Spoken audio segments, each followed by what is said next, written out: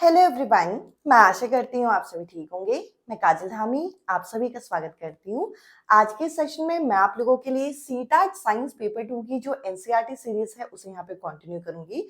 और आज जिस सीरीज का है यहाँ पे डे 9, जिसके अंदर मैं आप लोगों के साथ जो साउंड चैप्टर यहाँ पे शुरू किया था उस चैप्टर को यहाँ पे मैं वाइंड अप करूंगी। और आज के सेशन में मैं आपके साथ रिफ्लेक्शन ऑफ साउंड यानी कि जो ध्वनि के अंदर परावर्तन होता है, रिफ्लेक्शन होता है, इस टॉपिक को डिस्कस करूंगी। अगर आप ये टॉपिक देखते हैं तो ये आपको क्लास 9th के एनसीईआरटी से मिलता है, बट अभी आप लोगों का जो 7 जुलाई को पेपर हुआ था सीटेट का, उसके अंदर साउंड चैप्टर का यहाँ पे रिफ्लेक्शन से संबंधित क्वेश्चन पूछा गया था। तो इसके लिए मैं एक सेपरेट सेशन यहाँ पे ले रही हूँ जिसमें आपके ये सभी टॉपिक यहाँ पे क्लियर हो जाएंगे। और यदि आप बिगिनर हैं और फर्स्ट टाइम इस वीडियो को देख रहे हैं और नेक्स्ट एग्जाम की तैयारी कर रहे हैं तो यहाँ पर आप लोगों की सीटेट पेपर 2 मैथ साइंस की क्लासेस में आप लोगों के साथ शेयर करती हूँ। मंडे, वेंसडे और फ्राइडे आप लोगों की साइंस की क्लासेस होती हैं और ट्यूसडे, थर्सडे और सैटरडे आपको मैथ्स की क्लासेस देखने को मिलेंगी। क्लासेस का जो प्लेलिस्ट का लिंक है वो मैंने आप लोगों के साथ कमेंट सेक्शन में पिन कर दिया है। साथ ही साथ टेलीग्राम ग्रुप का लिंक भी आप लोगों को वहां पे मिल जाएगा जिसमें आपको क्लासेस के सभी अपडेट यहाँ पे मिल जाती हैं। और अगर आपको ये सेशन यहाँ पे पसंद आता है तो इससे पहले के 2 सेशंस तो आप डेफिनेटली देखिएगा जिसमें हमने साउंड चैप्टर के सभी बेसिक कॉन्सेप्ट को यहाँ पे क्लियर किया है। और साथ ही साथ हर सेशन के साथ मैं आपके प्रीवियस ईयर क्वेश्चन यहाँ पे लेके आती हूँ ताकि वो टॉपिक आपका अच्छी तरीके से यहाँ पे एक ही बारे में कंबाइन हो। इसके अलावा अगर आप बिगिनर हैं या फिर 2-3 अटेम्प्ट से भी यहाँ पे सीटेट पेपर 2 मैथ साइंस यहाँ पे क्लियर नहीं हो रहा तो मेरे थ्रू लिखे हुए आप हैंड रिटन नोट्स परचेज कर सकते हैं जो कि exactly CTET paper 2 math science के एग्जाम ओरिएंटेड यहाँ पे बनाए गए, जिसके लिए आपको इस नंबर पे मैसेज करना होगा। अब देखिए ये जो डे 9 है जिसमें हम रिफ्लेक्शन ऑफ साउंड यहाँ पे डिस्कस करेंगे, यानी कि ध्वनि के अंदर परावर्तन अगर हम देखेंगे तो ये लाइट की तरह ही होता है। यानी कि प्रकाश में जिस तरीके से रिफ्लेक्शन होता है वैसे ही आपको यहाँ पे साउंड के अंदर भी रिफ्लेक्शन देखने को मिलेगा। यहाँ पे हम मान के चल रहे हैं कि एक सोर्स है जहां से जो आवाज है वो निकल रही है।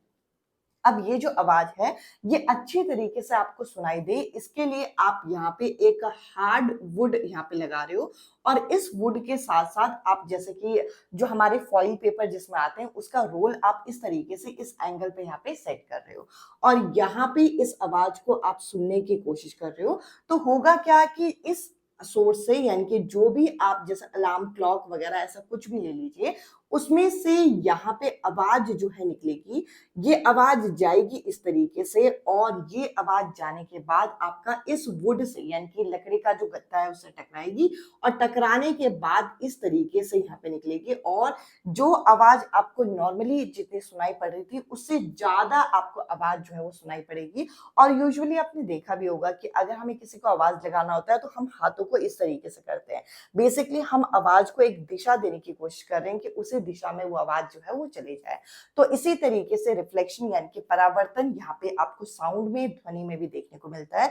इसके अंदर भी वही लाइट वाले आपके नियम जो है वो काम करते हैं, यानी कि ये आपकी इंसिडेंट रे कहलाती है तो ये आपका एंगल आई यहाँ पे बनाती है, ये एंगल आर यहाँ पे बनाती है। तो एंगल आई जो होगा वे आपका किसके बराबर होना चाहिए, एंगल आर के बराबर होना चाहिए। पहला ये नियम। दूसरा, ये जो मैंने बीच में लाइन बनाई इसको आप नॉर्मल के नाम से जानते हो।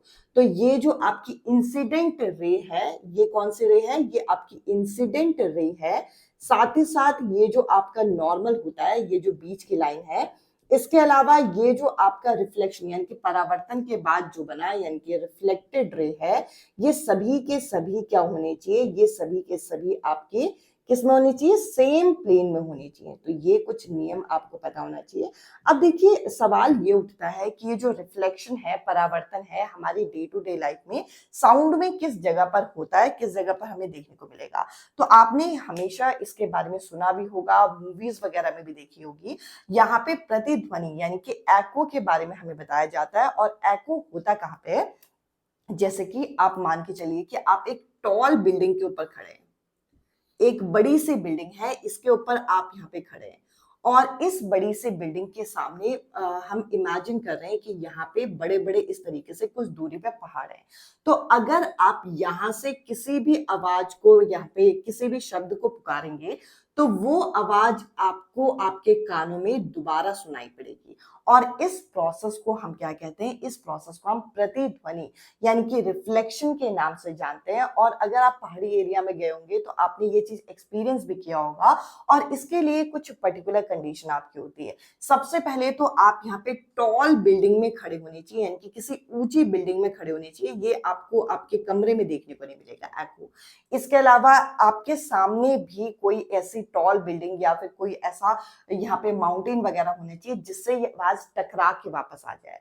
साथ ही साथ आपके और ये जो बिल्डिंग है, ये जो माउंटेन है, इसके बीच की दूरी 17.1 मीटर की यहाँ पे होनी चाहिए। तो ये कुछ बेसिक आपके कंडीशन है जो कि एको में देखने को मिलते हैं। और ये बेसिकली हो क्या रहा है, ये यहाँ पे हो रहा है परावर्तन, यानी कि रिफ्लेक्शन किसका, साउंड का, कि जो आवाज आप बोल रहे हो वही आवाज आपको सुनाई पड़ रही है। इसके अलावा इसी तरीके से आपको रिवर्बरेशन भी देखने को मिलता है। रिवर्बरेशन के लिए कोई कंडीशन नहीं है, जैसे कि कोई कंडीशन नहीं है, कहने का मतलब क्या है कि अगर एक खाली कमरा है, एक एम्प्टी रूम है, और अगर आप जिस कमरे में हो और अगर आप शिफ्ट करने वाले हो, तो अगर आप कमरा खाली करते हो तो आप इमेजिन करोगे और आप ये एक्सपीरियंस करोगे कि आप अगर कोई वर्ड यहाँ पे खड़े होकर बोल रहे हो तो दीवारों से टकरा के वो आवाज आपको दोबारा सुनाई पड़ेगी। तो बेसिकली ये हो क्या रहा है, इस प्रोसेस को आप रिवर्बरेशन के नाम से जानते हो। और इसके लिए सिर्फ और सिर्फ क्या कंडीशन है, इसके लिए आपका कमरा कैसे होना चाहिए, एम्प्टी होना चाहिए, खाली होना चाहिए, एक यही कंडीशन है। बाकी आप कहेंगे कि एक भरे हुए कमरे में ऐसा क्यों नहीं होता, यानी कि सामान रखा है तो उस कमरे में आपको रिफ्लेक्शन क्यों नहीं सुनाई दे पड़ता। अगर मान के चलिए कि यहाँ पे सामान रखा हुआ, बहुत सारा सामान रखा हुआ है, तो अगर आप यहाँ पे कोई अपनी आवाज निकालोगे, कोई भी शब्द बोलोगे, तो ये जो सब्सटेंस होता है, ये जो वस्तु वहां पे रखी होती है, ये उस आवाज को एब्जॉर्ब कर लेती है। तो इस वजह से एक भरे हुए कमरे में आपको रिवर्बरेशन जैसा नहीं लगेगा। बट अगर आप एक खाली कमरे में देखेंगे तो आवाज जो है गूंज के आपके कानों में सुनाई पड़ेगी। आई होप रिफ्लेक्शन का जो बेसिक कॉन्सेप्ट है वो आपको यहाँ पे क्लियर हुआ होगा।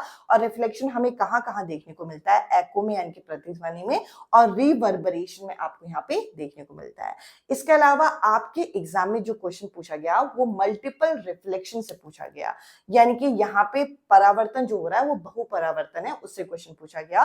तो मल्टीपल रिफ्लेक्शन यानी कि ये तो हो गया एक सिंगल रिफ्लेक्शन की जो हम बात करें कि आपकी आवाज गूंज के आपको आ रही है। बट कई कई जगह ऐसी होती है जहाँ पे मल्टीपल टाइम यानी कि यहाँ पे बहु तरीके से आप देखने को आपको मिलेगा कि रिफ्लेक्शन जो है लगातार होगा। तो वो रिफ्लेक्शन, मल्टीपल रिफ्लेक्शन कहाँ कहाँ होता है, उसके एप्लीकेशन में आपके साथ डिस्कस करती हूँ। इसके बाद आपने लास्ट सेशन में हमने ह्यूमन ईयर का टॉपिक किया था, जिसमें मैंने बताया था कि हमारा ह्यूमन ईयर का रेंज क्या है, बट उस रेंज के आगे पीछे वाली साउंड के कुछ एप्लीकेशन है, वो भी हम डिस्कस करेंगे इस सेशन को कंटिन्यू करते हुए। अब चलिए मैं इस सेशन को यहाँ पे आगे बढ़ाती हूँ। अब मैं आप लोगों के साथ यहाँ पे मल्टीपल रिफ्लेक्शन यानी कि जो बहुल परावर्तन होता है, इसको यहाँ पे डिस्कस करूंगी। तो देखिए, जो साउंड के अंदर, जो ध्वनि के अंदर आपका रिफ्लेक्शन देखने को मिलता है, वे कई अलग अलग सोर्स में मल्टीपल रिफ्लेक्शन वहां पे आपको देखने को मिलता है। अब इसके अंदर अगर हम एक एक करके इसके उदाहरण देखें कि मल्टीपल रिफ्लेक्शन आपको कहाँ कहाँ देखने को मिलेगा, तो आपने मेगाफोन्स देखे होंगे। मेगाफोन्स का साइज इस तरीके से आपका तैयार किया जाता है।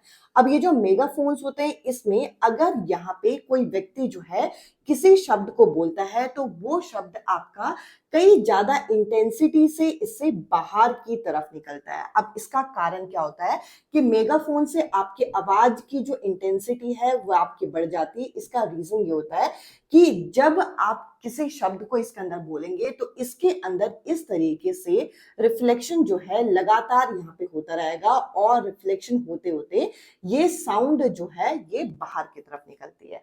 तो सिंपल सी बात है कि लगातार यहाँ पे रिफ्लेक्शन होता है, जिसको आप किस नाम से जानते हैं, जिसको आप यहाँ पे मल्टीपल रिफ्लेक्शन बोलते हैं। अब सवाल ये उठता है कि क्या मल्टीपल रिफ्लेक्शन सिर्फ और सिर्फ मेगाफोन में होता है? तो ऐसा नहीं है।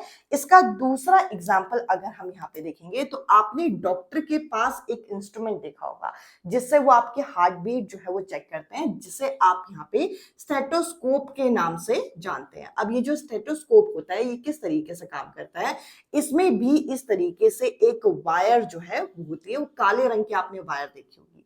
अब ये वायर के अंदर होता क्या है कि अब जो यहाँ पे डॉक्टर होते हैं स्टेथोस्कोप का एक कोना अपने कान में लगाते हैं, एक सिरा आपके हार्ट के पास लेके जाते हैं। तो उससे क्या होता है कि उससे जो आपके हार्ट की बीट्स हैं वो उन्हें इस तरीके से यहाँ पे वेव के फॉर्म में रिफ्लेक्शन के थ्रू उन्हें सुनाई पड़ती है।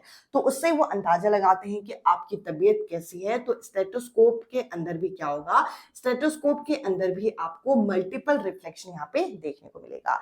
इसके अलावा अगर हम अगले एग्जाम्पल की बात करें तो अगला एग्जाम्पल यहाँ पे, अगर आप किसी भी ऑडिटोरियम के अंदर बैठे हो तो ऑडिटोरियम की जो सीलिंग होती है, जो छत होती है, वे कैसे बनाई जाती है, वे कर्व बनाई जाती है। इस तरीके का छत जो है वो बनाई जाती है।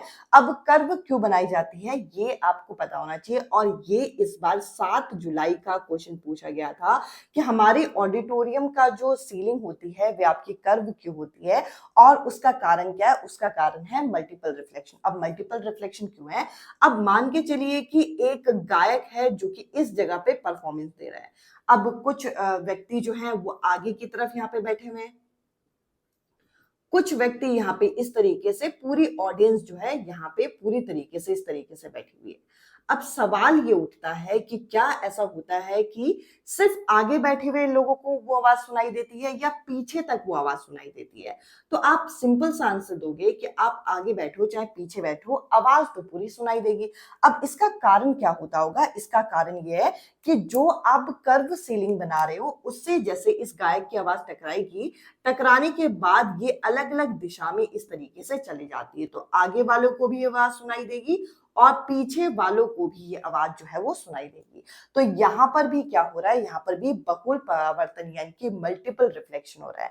इसके अलावा आपने ये भी सुना होगा कि कुछ ऐसे कॉन्सर्ट होते हैं जो कि खुले मैदान में होते हैं। तो उस जगह पे क्या किया जाता है, उस जगह पर इस तरीके से कर्व साउंड बोर्ड जो है वो लगाए जाते हैं।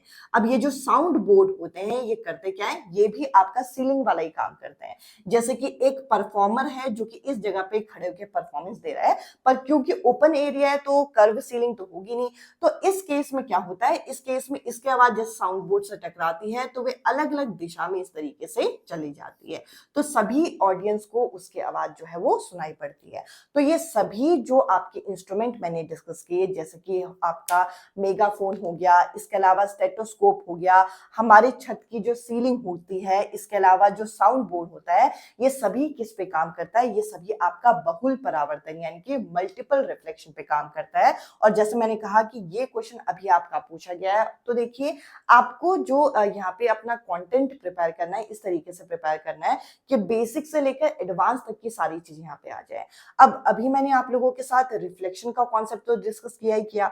इसके अलावा आप लोगों ने एक चीज पढ़ी थी और उस चीज को जरा मैं थोड़ा सा रिकॉल करती हूँ। लास्ट सेशन में मैंने आप लोगों के साथ ये पॉइंट डिस्कस किया था कि 20 हर्ट्ज से लेकर 20,000 हर्ट्ज तक की आवाज जो है हमें सुनाई पड़ती है। सिंपल सी बात है।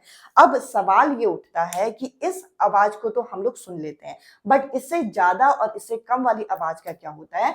इससे ज्यादा वाली आवाज होती है आपकी अल्ट्रासाउंड और इससे कम वाली आवाज होती है इंफ्रासाउंड। अब यहाँ पे आपको जानने वाली चीज ये भी है कि ये जो अल्ट्रासोनिक वेव होती है इसके भी हमारी डे टू डे लाइफ में कुछ एप्लीकेशंस है। जैसे आपने एक एप्लीकेशन तो नॉर्मली सुना होगा कि जो प्रेग्नेंट लेडीज होती हैं वे अल्ट्रासाउंड कराती है। अल्ट्रासाउंड से जो हमारी बॉडी के पार्ट्स हैं उनके बारे में हम लोगों को डिटेल पता चलता है। तो यहाँ पे अभी मैं आप लोगों के साथ जो अल्ट्रासोनिक वेव्स होती हैं उनकी जो एप्लीकेशन आपके एनसीईआरटी में बता रखी है वो यहाँ पे डिस्कस करती हूँ। मैं उम्मीद करूंगी कि यहाँ तक का सेशन आपको क्लियर हुआ होगा।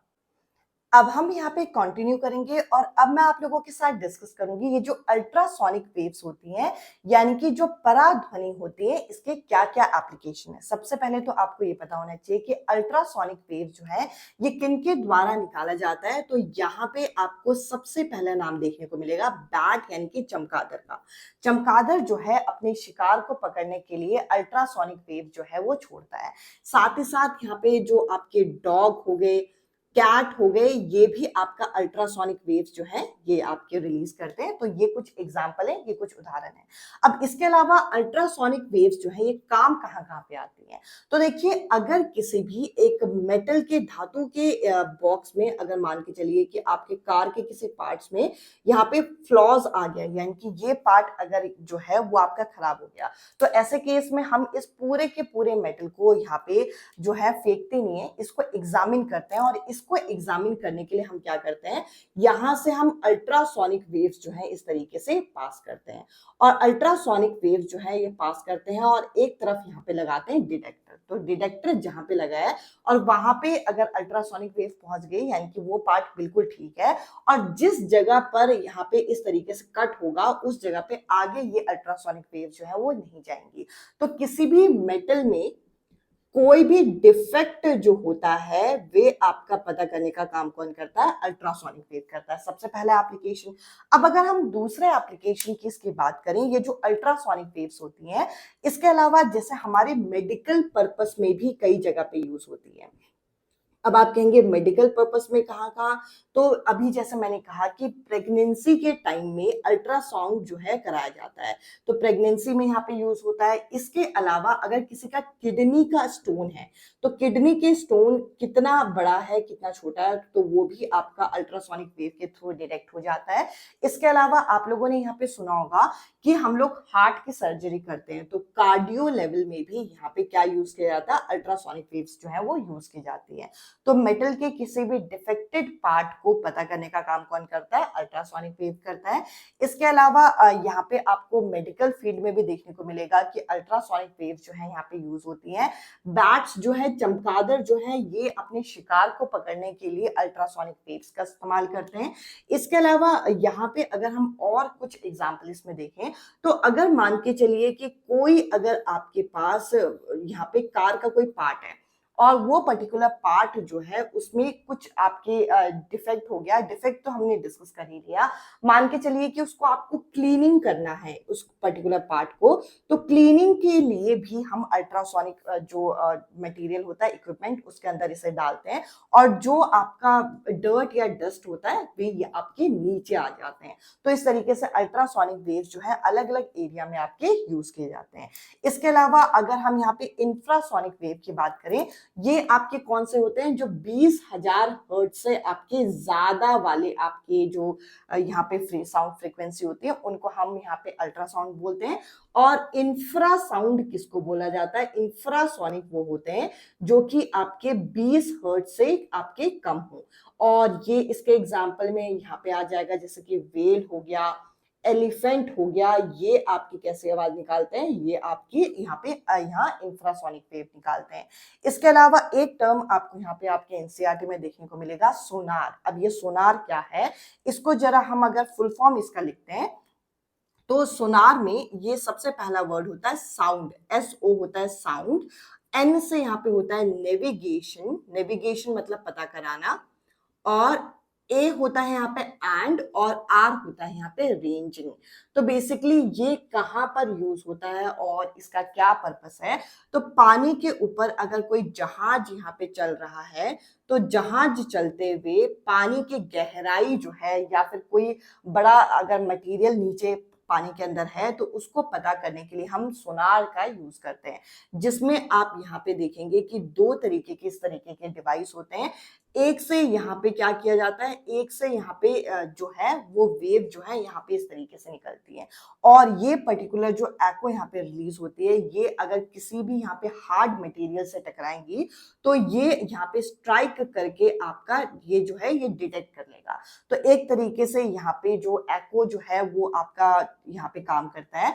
और इस तरीके से आप क्या हिसाब लगा लेते हो यहाँ पे कि इसकी हाइट कितनी है, यानी कि इस पानी की गहराई कितनी है, साथ ही साथ अगर कोई मटेरियल बहुत हार्ड है तो उसके बारे में भी आपको यहाँ पे पता चल जाता है, मतलब डिस्टेंट डेप्थ का हमें पता चल जाता है कि कितने गहरे पानी में आप यहाँ पे उतरने वाले हो।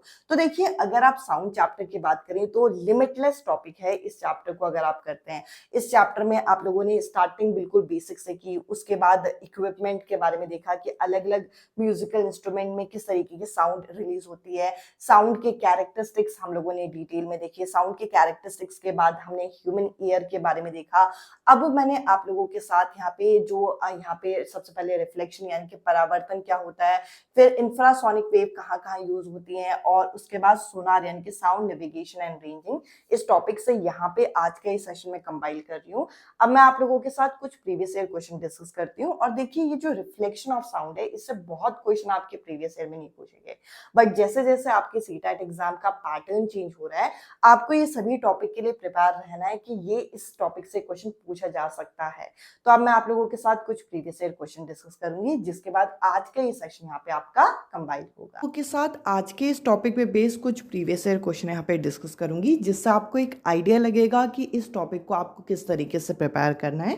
अब देखिए यहाँ पे हमें असर्शन और रीजन दे रखा है, यानी कि अभिकथन और तर्क यहाँ पे दे रखा है। अभिकथन कुछ इस तरीके से है कि जो हम लोगों के जो सिनेमा हॉल होते हैं या फिर कॉन्सर्ट हॉल होते हैं, उसकी जो सीलिंग होती है, उसकी जो छत होती है, वे किस तरीके से बनाई जाती है, इस तरीके से कर्व बनाई जाती है। अब कर्व बनाने का रीज़न क्या है कि अगर कोई परफॉर्मर इस जगह पे खड़े होकर परफॉर्म करेगा तो इसकी आवाज़ छत से टकराएगी और टकरा के अलग अलग दिशा में ये जा सकती है। तो इसका कारण क्या दे रखा है, इसका जो तर्क दे रखा है वो ये दे रखा है कि साउंड वेव जो है वो कर्व सरफेस से स्ट्राइक होंगी और स्ट्राइक होके सभी दिशा में रिफ्लेक्ट होंगी। तो ऐसे में आगे बैठे हुए कैंडिडेट और पीछे बैठे हुए जो कैंडिडेट होंगे, सभी को वो आवाज़ जो है यहाँ पे सुनाई पड़ेगी। और अगर आप देखते हैं तो ये आपका रिफ्लेक्शन ऑफ साउंड से संबंध रखता है, और जिसका सही तर्क यहाँ पे दे रखा है। और हमें ये भी पता है कि कर्व सीलिंग से आवाज़ जो है वो रिफ्लेक्ट होती है, तो ये कॉन्सेप्ट यहाँ पे बिल्कुल सही है। तो हम कहेंगे कि यहाँ इस क्वेश्चन का करेक्ट आंसर होगा कि both A and R are true, यानी कि सिनेमा हॉल और कॉन्सर्ट हॉल की सीलिंग जो है कर्व बनाई जाती है, ये बिल्कुल सही है। और ये क्यों बनाई जाती है, ताकि साउंड के जो आपके वेव्स होते हैं, जो ध्वनि तरंग होते हैं, वे उससे रिफ्लेक्ट करे, वे उससे परावर्तन करे और सभी दिशाओं में वो आवाज़ जो है सुनाई पड़े। तो हम कहेंगे कि ये करेक्ट तरीके से एक्सप्लेनेशन देता है। तो इस हिसाब से इस क्वेश्चन का फोर्थ जो ऑप्शन होगा ये करेक्ट आंसर है। अब मैं आपके साथ नेक्स्ट क्वेश्चन यहाँ पे डिस्कस करती हूँ, जो कि बहुत डायरेक्ट और इजी क्वेश्चन यहाँ पे पूछा गया है। जो हमारे यहाँ पे अल्ट्रासोनिक इक्विपमेंट होते हैं, वे जो मेडिकल प्रॉब्लम को डिटेक्ट करने में मदद करते हैं या फिर मेडिकल फील्ड में यूज़ होते हैं, उनकी फ्रीक्वेंसी कितनी होती है। तो आपको इस क्वेश्चन को सॉल्व करते हुए ये भी पता होना चाहिए, जो ह्यूमन रेंज होता है वे होता है 20 हर्ट्ज से लेकर 20,000 हर्ट्ज तक, और इससे ज़्यादा की जो फ्रीक्वेंसी होती है उसे हम अल्ट्रासोनिक वेव्स बोलते हैं। तो इस हिसाब से इस क्वेश्चन का आंसर होगा अबव 20,000 हर्ट्ज। तो बिलो 20 हर्ट्ज जो होते हैं ये आपके इंफ्रासोनिक होते हैं। 20 से लेकर 20,000 जो होते हैं ये हम लोग सुन पाते हैं। इस तरीके का आपका कोई रेंज होता नहीं है। तो इस हिसाब से इस क्वेश्चन का फोर्थ जो ऑप्शन है ये करेक्ट आंसर है। अब हम नेक्स्ट क्वेश्चन यहाँ पे डिस्कस करते हैं। तो देखिए असर्शन रीजन वाले क्वेश्चंस अगर आपके कॉन्सेप्ट स्ट्रांग है तो ये आपको बिल्कुल भी परेशान नहीं करेंगे, यानी कि अभिकथन तर्क वाले प्रश्न आप आसानी से यहाँ पे कर पाएंगे। यहाँ पे बोल रखा है कि इन स्टेटमेंट को आपको केयरफुली पढ़ना है, इन्हें आपको यहाँ पे ध्यानपूर्वक पढ़ना है और इनमें से सही विकल्प का आपका चयन करना है। अब असर्शन क्या दे रखा है कि जो आपके अल्ट्रासाउंड होते हैं ये आपके इनऑडिबल होते हैं ह्यूमन को। अभी मैंने आप लोगों के साथ रेंज डिस्कस किया। रेंज कितना होता है 20 से लेकर 20,000, यानी कि 20 kHz भी हम इस तरीके से लिख सकते हैं। और सिंपल सी बात है कि ये हमारा रेंज होता है, तो 20,000 हर्ट्ज से ऊपर की आवाज़ हम लोग सुन भी नहीं पाएंगे। तो ये बिल्कुल सही लिखा हुआ है। अब इसका कारण क्या दे रखा है कि ह्यूमन एयर जो है इसका रेंज इतना होता है, इसी वजह से अल्ट्रासोनिक वेव को हम लोग नहीं सुन पाते। तो यहाँ पे भी आपका करेक्ट आंसर कौन सा होगा, फर्स्ट ऑप्शन, कि दोनों ही सही है। यानी कि जो अल्ट्रासोनिक वेव्स होती हैं वे मनुष्य जो है ये सुन नहीं पाते, और साथ ही साथ इस वजह से क्योंकि हमारे जो कान होते हैं उनका रेंज होता है 20 हर्ट्ज से लेकर 20,000 हर्ट्ज तक। आई होप ये क्वेश्चन भी आपको क्लियर हुआ होगा। अब नेक्स्ट क्वेश्चन हम लोगों के सामने है, जिसके अंदर ये पूछ रखा है which of the following statement is true regarding sound wave. जो ध्वनि तरंग होती है इसके संदर्भ में कौन सा कथन जो है हमें सही दे रखा है। अब यहाँ पे बोल रखा है sound wave travel fastest in gases. मैंने आप लोगों के साथ साउंड चैप्टर के 2 से 3 पार्ट यहाँ पे डिस्कस किए, जिसके अंदर मैंने बताया था कि साउंड अलग अलग मीडियम में ट्रैवल करती है, सॉलिड में ट्रैवल करती है, लिक्विड में ट्रैवल करती है और साथ ही साथ गैसेस में भी ट्रैवल करती है। और जैसे कि मैंने कहा कि फर्स्ट टाइम इस वीडियो को देख रहे हैं तो इसके पहले वाले पार्ट्स आप जरूर देखिएगा, आपको ये सीरीज़ सही में बेनिफिशियल लगेगी और इससे आपकी स्कोर भी इंक्रीज़ होगा। अब मैंने आप लोगों के साथ जो रेंज डिस्कस किया था, मैंने बताया था सॉलिड में साउंड वेव सबसे ज़्यादा स्पीड में ट्रैवल करती है, फिर लिक्विड में और उसके बाद गैस में। पर यहाँ पे बोल रखा है कि ध्वनि तरंग जो है वो गैस में सबसे तीव्र गतिमान होती है, ये गलत है और आपको सही स्टेटमेंट को यहाँ पे चुनना है। अब अगर हम नेक्स्ट स्टेटमेंट में देखें तो ह्यूमन बीइंग जो है वो यहाँ 15,000 हर्ट्ज सुन सकते हैं। तो देखिए रेंज जो है वो है 20 से लेकर 20,000, तो 20,000 हर्ट्ज तक का रेंज है तो 15,000 सुन पाएंगे, तो ये यहाँ पे सही है। अगला है sound wave can not be reflected. आज का पूरा सेशन ही मैंने इस चीज़ पे रखा है, रिफ्लेक्शन ऑफ साउंड यानी कि ध्वनि का परावर्तन। तो कहीं ना कहीं ये वाला स्टेटमेंट आपका गलत हो जाएगा, क्योंकि यहाँ पे लिखा है कि ध्वनि तरंग जो है परावर्तन नहीं कर सकती, रिफ्लेक्शन नहीं कर सकती, जो कि बिल्कुल गलत है। और अगले में है कि लाउडनेस जो होती है वे किस पे डिपेंड होती है, वे एम्पलीट्यूड पे, यानी कि ध्वनि की प्रबलता जो है आवृत्ति पर निर्भर करती है, ये गलत है। ध्वनि की प्रबलता यानी कि लाउडनेस ऑफ साउंड एम्पलीट्यूड पर ना निर्भर करके, सॉरी फ्रीक्वेंसी ना पे ना निर्भर करके एम्पलीट्यूड पर निर्भर करता है, जिसे आप आयाम के नाम से जानते हो। और ये मैंने आप लोगों के साथ कैरेक्टरिस्टिक्स जब डिस्कस किए थे तब मैंने ये पॉइंट क्लियर किया था कि हमारे 3 कैरेक्टरिस्टिक्स होते हैं और किस तरीके से ये चीज़ें निर्भर करती है, और उस सेशन को भी जरूर देखिएगा।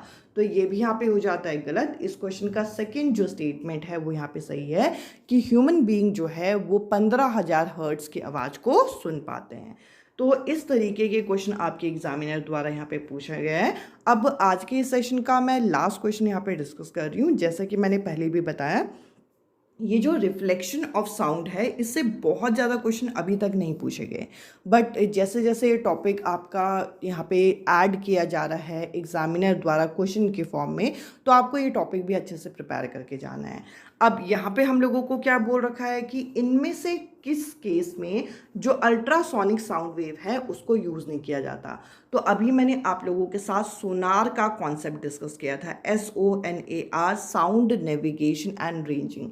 तो देखिए उसमें कहीं ना कहीं अल्ट्रासोनिक वेव्स जो हैं वो आपकी यूज़ होती हैं, तो ये यहाँ पे नहीं होगा। सर्जिकल इंस्ट्रूमेंट में भी यहाँ पे यूज़ होती है, तो ये भी नहीं होगा। अब इसके अलावा यहाँ पे बोल रखा है कि हमारे अगर जो जॉइंट होते हैं उनमें पेन्स वगैरह हो तो उनमें भी यूज़ होता है। जो ह्यूमन ईयर होता है, अगर हम ह्यूमन ईयर की बात करें तो अगर आप इन तीनों केसेस को यहाँ पे देखो तो हम लोग यहाँ पे जो है बेसिकली वेव्स भेजते हैं और वेव्स जो है वो रिफ्लेक्ट होके आती है। तो आप यहाँ पे इन केसेस को देख सकते हैं। अब अगर हम ह्यूमन ईयर की अगर हम बात करें, फंक्शनिंग की बात करें, तो उसको चेक करने के लिए हम अल्ट्रासोनिक वेव्स नहीं भेजते। उसके लिए एक अलग इंस्ट्रूमेंट होता है जो कि ऑडियो बेस होता है, ऑडियो मीटर के नाम से आप इसे जानते हो। तो यहाँ पे आप कहेंगे कि लास्ट केस में हम यहाँ पे जो साउंड वेव है ये नहीं भेजते, इसके लिए एक अलग डिवाइस होता है जिसे आप ऑडियो मीटर बोलते हो। आई होप यहाँ तक का सेशन आपको क्लियर हुआ होगा। आज के सेशन में इतना ही। अब मैं आपसे मिलती हूँ अगले सेशन में अगले टॉपिक के साथ। Bye bye, take care.